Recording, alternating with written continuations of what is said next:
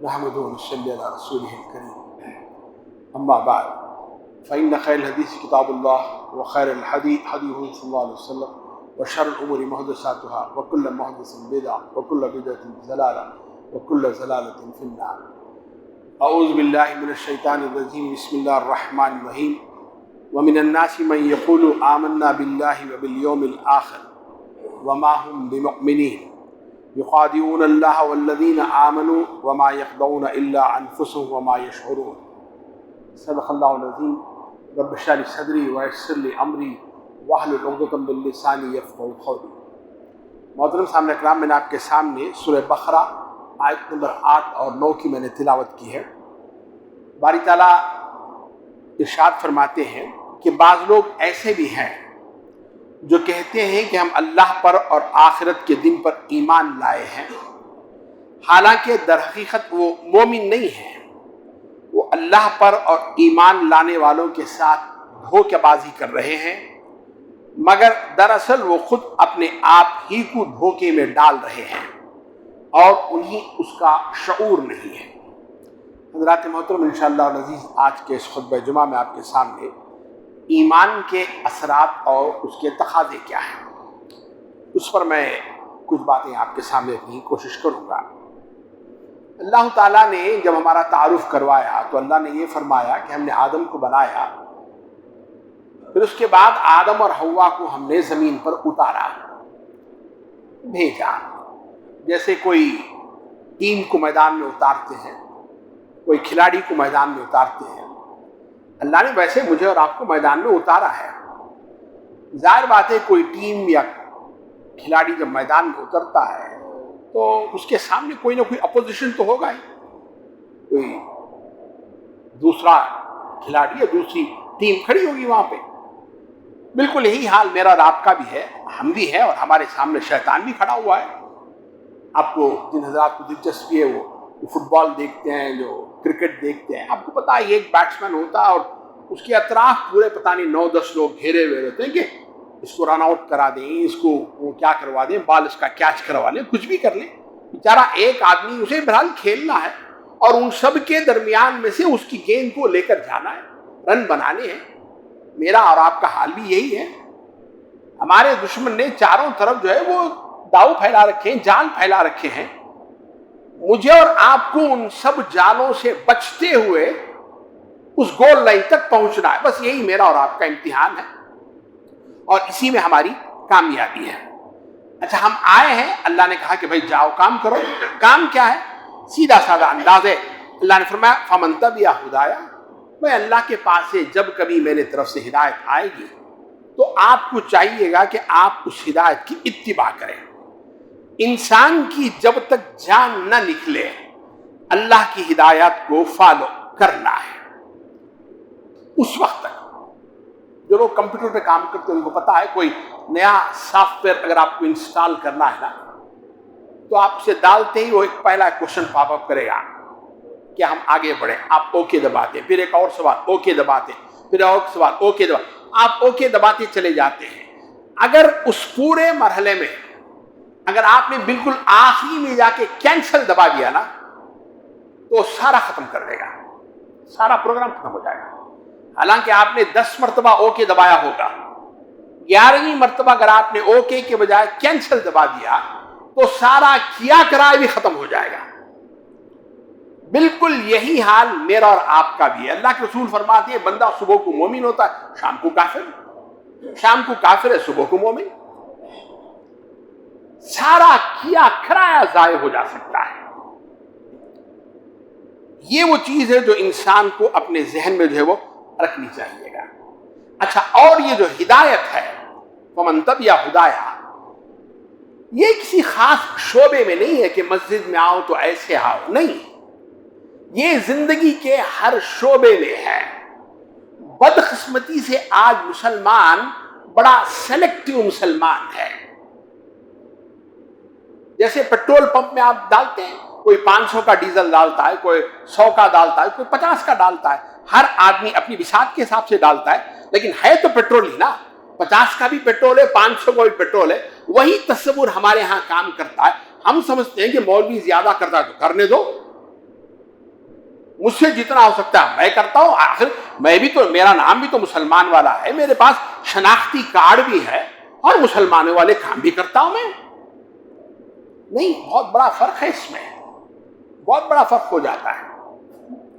زندگی کے ہر شعبے میں انسان اللہ کے احکامات کو دیکھے.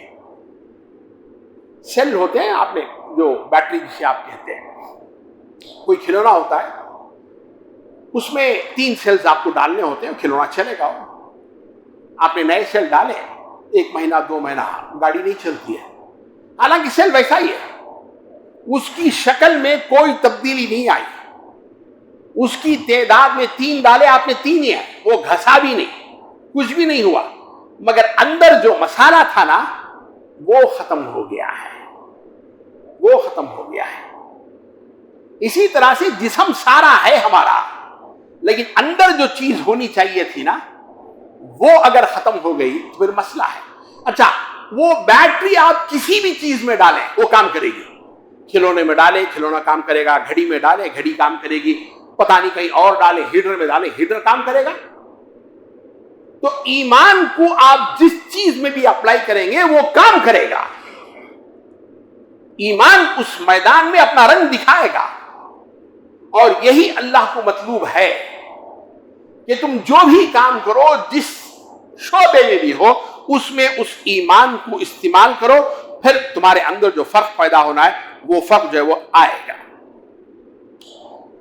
سارے ایمان میں میں اور آپ جانتے ایمان باللہ کی بڑی اہمیت ہے. سوال بعض میرے دوست نے مجھ سے پوچھا تھا کہ آخر ہم ایمان کیسے لائیں جبکہ ہم نے اللہ کو دیکھا ہی نہیں ہے. اور یہ بالکل صحیح سوال ہے، کوئی غلط بات نہیں ہے. حالانکہ انسان اگر ذرا غور کرے نا تو دنیا میں بہت ساری چیزیں ایسی ہیں جن کو ہم دیکھتے نہیں، لیکن ان کے اثرات، ان کے ایفیکٹ سے ہم پہچان جاتے ہیں. مثلا بجلی ہے، اب کوئی تھوڑی جا کے ہاتھ لگا کے دیکھتا کہ شاٹ مارتا کہ نہیں مارتا ہے. شاٹ مارا بولے تو کرنٹ ہے، نہیں، کوئی بھی نہیں کرتا. بٹن دبا دیا لائٹ جل گئی. لائٹ جلنے کا معنی کیا ہے؟ بجلی ہے. تو بجلی کو کسی نے دیکھا نہیں، مگر اس کے اثرات، اس کے نتائج، اس کے ریزلٹس کو دیکھ کر ہم سمجھ لیتے ہیں کہ بجلی ہے. اسی طرح سے بلکہ قرآن مجید ایک اور بات بھی آگے کہتا ہے. قرآن مجید یہ کہتا ہے کہ انسان کی فطرت میں اللہ کے سامنے جھکنا لکھا ہوا ہے. You are designed to fall on your knees before Allah. ہم ویسے ڈیزائن کیے ہوئے ہیں، ہم دھڑال سے نہیں گر سکتے، ہم ان کوہنیوں پہ گریں گے اللہ کے سامنے. ہم ویسے اللہ نے ڈیزائن کیا ہے، ہماری فطرت میں ہے، ہماری فطرت میں ہے.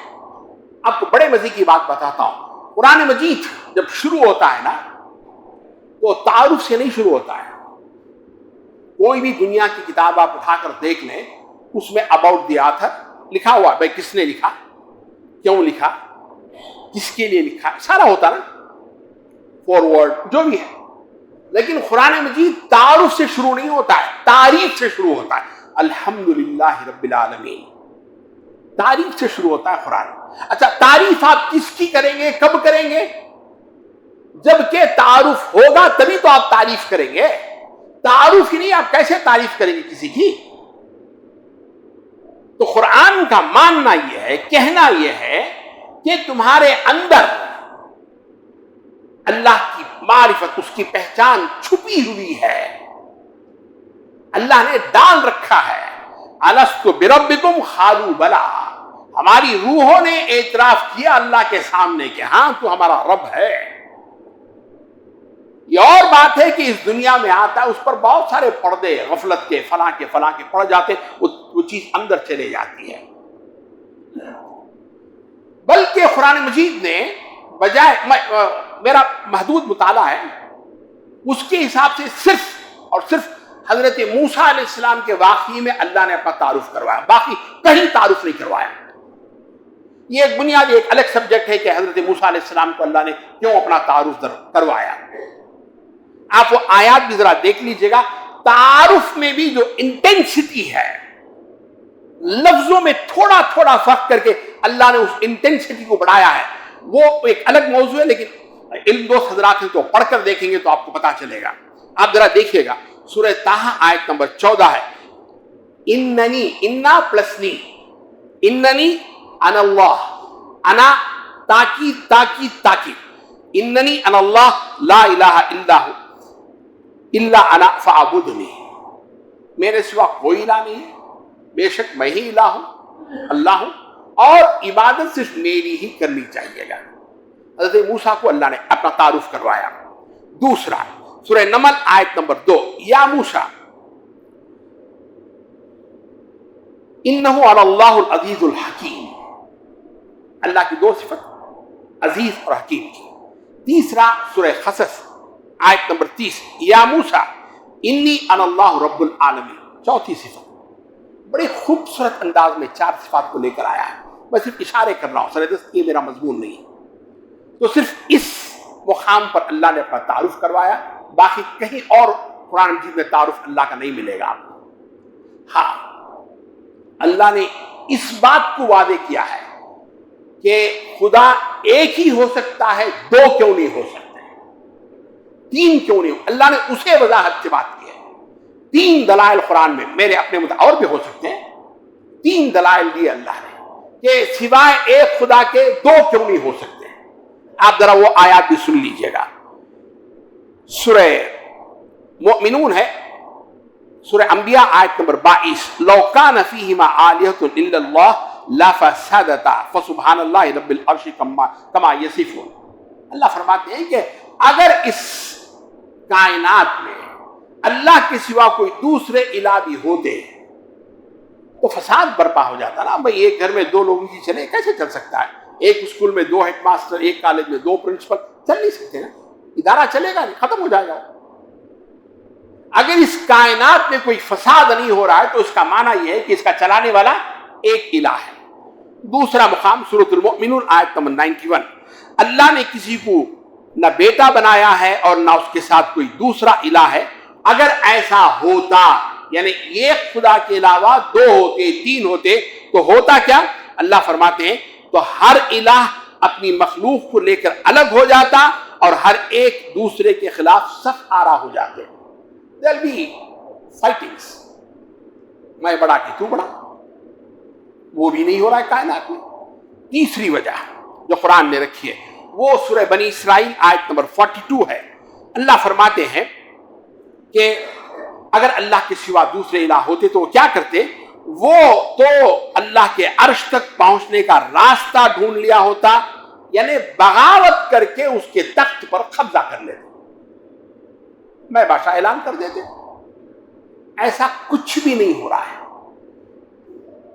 اچھا، ایک اور سوال، وہی سوال کہ اللہ کا تعارف کیسے ہوگا مجھے اور آپ کو؟ بڑا سیدھا سادہ سے جواب قرآن دیتا ہے. نحن خلقناکم فلولا تصدقون. بڑا سیدھا سادہ جواب، ہم نے تمہیں پیدا کیا، تم تصدیق کیوں نہیں کرتے؟ بڑا خوبصورت انداز ہے. تم مانتے کیوں نہیں؟ اللہ نے یہ نہیں کہا. You have to certify, you have to tell others. تصدیق آپ دوسرے کے لیے کرتے ہیں، اپنے لیے تصدیق نہیں کرتے. اٹسٹیشن دوسرے کے لیے ہے، میرے لیے نہیں. Why don't you attest? انسان اپنی اس جسم پر غور کرے نا، اسے پتا چلے گا کہ اس کا بنانے والا کوئی ہے اور اس نے اتنی خوبصورتی سے بنایا ہے. دوسرا مقام سورہ حامیم السجدہ ہے آیت نمبر 53، سنوریہم آیاتنا فی الآفاق وفی انفسہم حتی یتبین لہم انہ الحق. اس کائنات میں ان قریب ہم اپنی نشانیاں دکھائیں گے، انہیں پتا چل جائے گا کہ اللہ ہے اور قرآن اس کی طرف سے حق ہے. سورہ زاریات وفی الارض آیات للموقنین.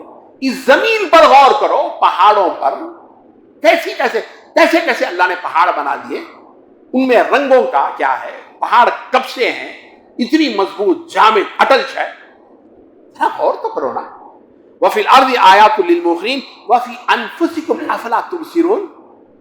خود اپنے اندر ذرا جھانک کر دیکھ لو. جھانک کر کیوں نہیں دیکھتے؟ تمہیں اللہ کا تعارف ہو جائے گا، تمہیں اللہ کی پہچان ہو جائے گی. قرآن مجید کو آپ پڑھیں. اللہ کی عظمت کا احساس ہوگا۔ سورہ حدید آیت نمبر 16۔ تاریخ کو آپ پڑھ کر دیکھ لیں، بڑے بڑے جابر، ظالم قومیں، بادشاہ، حکومتیں آئیں، اللہ نے کیسے ان کو ختم کر کے رکھ دیا۔ اللہ کے صفات پر انسان غور کرے، اللہ کا تعارف ہو جائے گا۔ اللہ کی ایک صفت علیم ہے، ہم میں بھی علیم ہے، علم ہے سب کے پاس میں، مگر ہمارا علم اتنا کوتا ہے کہ ہمارا بنایا ہوا یہ ایک فلائٹ وہ غائب ہو جاتی ہے، لوگ سالوں سے ڈھونڈ رہے ہیں کہ گری کہاں، گری کہاں۔ اور اللہ کا علم، اللہ یہ فرماتا ہے کہ اگر تمہاری خبر بھی ختم ہو جائے نا، ہمیں پتہ ہے کہ تمہارے جسم کے کون سے حصے کو زمین کے کون سے حصے نے کھایا ہے، ہم اٹھا دیں گے تمہیں۔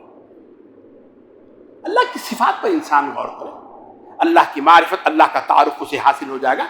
ربیع الاول کا مہینہ ہے، سیرت کو آپ پڑھ کر دیکھیے گا، تنے تنہا ایک آدمی نے آواز اٹھائی ہے، 23 برس میں دنیا کا سب سے کامیاب ترین انقلاب برپا کر کے رکھ دیا ہے۔ اس ایک شخص نے، ذرا تاریخ پڑھیے، آپ اس مہینے میں پڑھیے گا، آپ کو اللہ کے ہونے کا یقین ہوگا کہ ہاں اللہ ہے۔ اور بھی بہت ساری چیزیں اس پر جو ہے وہ لکھی جا سکتی ہیں اور کہی جا سکتی ہیں کہ ہم اللہ کا جو ہے وہ کیسے تعارف حاصل کر سکتے ہیں۔ میں نے قرآن مجید میں کیف تکفرون، تم کیسے کفر کرتے ہو، دو چیزوں کے لیے لے کر آئے۔ اگر یہ ہے تو تم کسی بھی طرح سے کفر کر ہی نہیں سکتے۔ ایک مقام سورہ بقرہ ہے، آیت نمبر 28 ہے، وہاں اللہ نے فرمایا تم مردہ تھے، ہم نے تمہیں زندہ کیا، پھر تم مردہ ہو جاؤ گے، پھر ہم تمہیں زندہ کر دیں گے، یہ پروسیس تمہاری سامنے ہے، پھر بھی تم اللہ کا انکار کرتے ہو۔ انسان کی اپنی ذات سب سے بڑی دلیل ہے، میرا اپنا وجود۔ بھئی ایک اندھے کو آپ جو ہے کوئی مشین بنانے کو بولے، آپ وہ مشین ایسے بنائے، روبوٹ بنانے کو کہیں تو روبوٹ ایسے بنائے گا جو سنتا نہیں ہے، اس لیے کہ اسے ایکسپیرینس نہیں ہے سننے کا۔ اگر اندھا کوئی چیز بناتا ہے تو اس کی آنکھیں نہیں ہوں گی، اس لیے کہ اس کا ایکسپیرینس نہیں ہے۔ میرا دیکھنا اس بات کی دلیل ہے کہ میرا رب دیکھتا ہے، میرا بولنا، میرا سننا اس بات کی دلیل ہے کہ میرا رب سنتا ہے، دیکھتا ہے۔ دلیل ہوں میں خود، اور کیا دلیل چاہیے گا اللہ کے ہونے کی۔ دوسرا مقام سورہ آل عمران آیت نمبر 108، وہاں اللہ کی آیات کا ذکر ہے، اللہ کی آیات تمہارے سامنے تلاوت کی جا رہی ہے، اللہ کا رسول تمہارے سامنے، پھر بھی تم انکار کرتے ہو۔ کیسے انکار کرتے ہو بھائی؟ کیف تکفرون، کیسے، کیا وجہ ہے انکار کرنے کی؟ اچھا یہ جو ایمان ہے نا، اس کے بھی درجات ہوتے ہیں۔ میں نے جو آیت آپ کے سامنے رکھی ہے سورہ بقرہ کی بالکل ابتدائی آیت ہے، اس میں بڑا خوبصورت انداز ہے، آپ دیکھیے گا، لوگوں میں سے کچھ ہیں، یہاں جو لفظ عربی زبان میں ترجمہ کچھ لوگ کہتے ہی کرتے ہیں، لیکن اصل ترجمہ اگر آپ عربی الفاظ پہ غور کریں گے نا، من یقول کوئی ایک آدمی کہتا ہے، من خالہ ایک آدمی کہتا ہے، یقول کا لفظ وہ بار بار کہتا ہے، لوگوں میں سے کوئی ایک آدمی بار بار آ کر کہتا ہے، وہ کیا کہتا ہے؟ آمنا باللہ، ہم سب ایمان لائے۔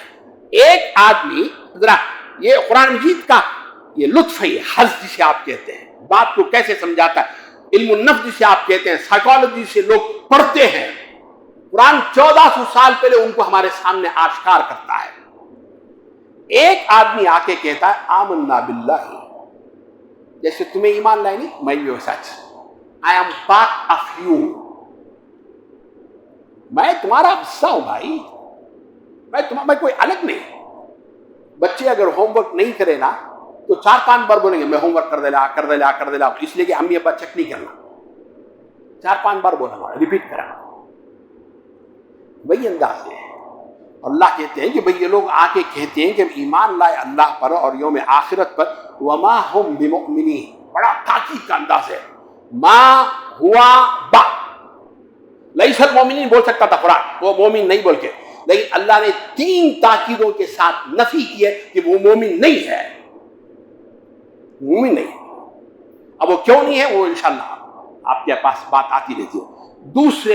دوسری طرح کا ایمان جو قرآن مجید نے رکھا ہے، ایک اور کیٹیگری ہے، وہ یہ ہے کہ آدمی جب فائدہ ہوا، خوشی آتی ہے، ٹھیک ہے یار چل نماز پڑھ لیتے، ذرا پریشانی آ گئی، مشکل آ گئی، نہیں آئی، کہیں اور جاتے ہیں۔ سورہ حج آیت نمبر 11، وَمِنَ النَّاسِ مَن يَعْبُدُ اللَّهَ عَلَىٰ حَرْفٍ، لوگوں میں سے کچھ ایسے بھی جو کنارے کنارے کھڑ کے عبادت کرتے ہیں، ذرا مشکل آئی ادھر چلے گئے، ذرا فائدہ آیا ادھر آ گئے۔ یہ کیٹیگری ایمان کی ایک کیفیت تلاش کرنا ہے مجھے اور آپ کو کہ میں اور آپ کہاں فٹ ہوتے ہیں اس میں۔ اچھا، تیسرا مقام، تیسری کیٹیگری سورہ حجرات کی ہے، جو میں نے 2-3 ہفتے پہلے سے بات کی تھی۔ زبان پر اقرار ایمان کا، اور اللہ کہتے ہیں کہ تمہارے اندر ایمان نہیں آیا، ہاں اسلام ہے، اطاعت تم کر لیتے ہو، مگر دل میں جو کیفیت ہونی چاہیے گا وہ تمہارے اندر ابھی نہیں ہے۔ یہ بھی ایک ایمان ہے۔ چوتھا ایمان ہے جسے قرآن مجید نے سورہ انعام آیت نمبر 82 میں فرمایا، الذین آمنوا لم یلبسوا ایمانہم بظلم اولئک لہم الامن وہم مہتدون۔ کچھ لوگ ایسے بھی ہیں جو اللہ پر ایسا ایمان رکھتے ہیں کہ جس میں ذرہ برابر بھی شرک کا شائبہ تک نہیں۔ ظلم سے مراد یہاں شرک ہے، ذرہ برابر شرک نہیں کیا۔ اللہ فرماتے ہیں کہ یہی لوگ ہیں جو جن کے لیے امن ہے، جن کے لیے ہدایت ہے۔ یہ بھی ایک ایمان کا درجہ ہے۔ اب آپ غور کیجیے گا کہ میں اور آپ کس پہ کرتے ہیں۔ حسن بننا شہید علیہ الرحمٰن نے لکھا ہے کہ ایمان کے اثرات ہوتے ہیں۔ بھئی میرے اندر ایمان ہے کہ نہیں ہے، اس کا اثر کیا ہے؟ اب ایمان کو ہم دیکھ تو نہیں سکتے نا، لیکن اس کا اثر تو ظاہر ہوگا نا۔ وہ اثرات کیا ہے؟ میں تیزی کے ساتھ صرف وہ ہیڈ لائنز گنواتا ہوں، ورنہ تفصیل آپ کو مل سکتی ہے۔ ایک، اللہ سے شدید محبت کرتے ہیں۔ قرآن مجید میں سورہ بقرہ آیت نمبر 165، سورہ توبہ آیت نمبر 24، اس کا ذکر وہاں آپ کو ملے گا۔ ایمان کا دوسرا اثر، حالات چاہے کیسے بھی ہوں، مشکل سے مشکل ترین حالات، دشمن غار کے دہانے پر آ گیا ہے، ذرا ایسے دیکھے گا نظر آ جائیں گے، پھر بھی اندر دونوں بندے اتنے سکون سے بیٹھے، لا تحزن ان اللہ معنا، کوئی فکر کی بات نہیں، اللہ ہمارے ساتھ ہے۔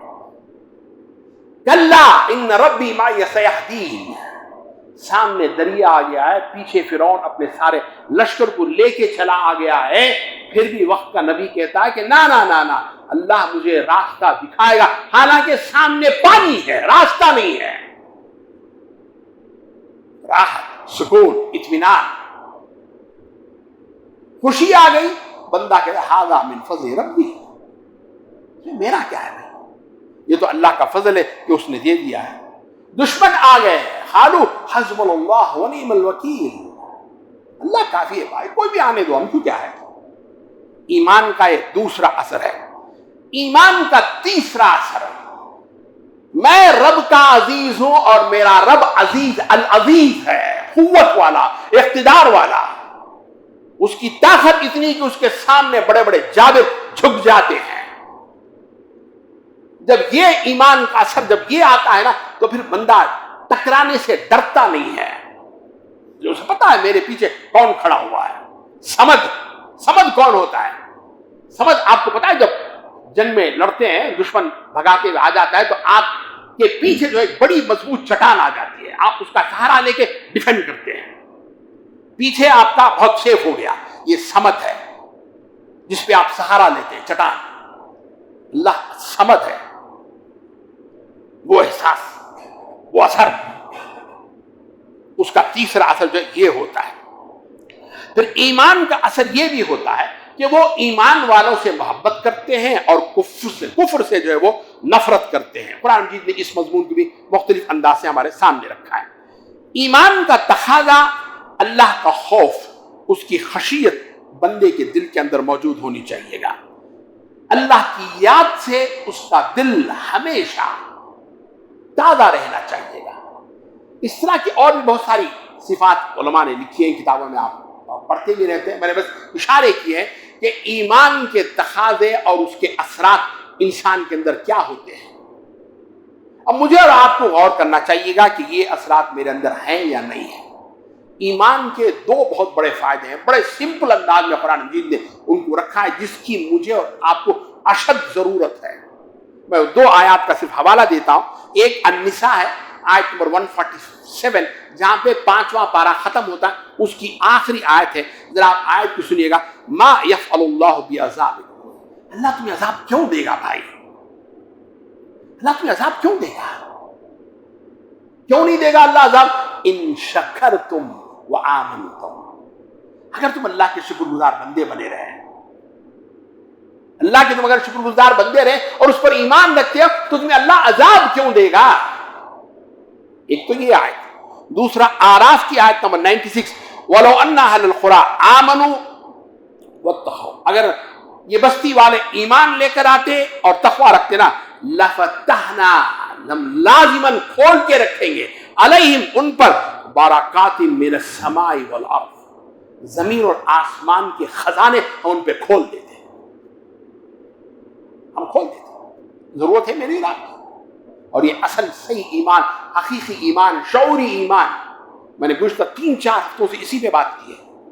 اس ایمان کو پیدا کرنا، اس ایمان کو پیدا کرنے کا واحد ذریعہ قرآن مجید ہے. حضرات محترم، میں اپنی بات کو ختم کر رہا ہوں. ضروری نہیں کہ جو طاقتور ہے وہی درست ہے.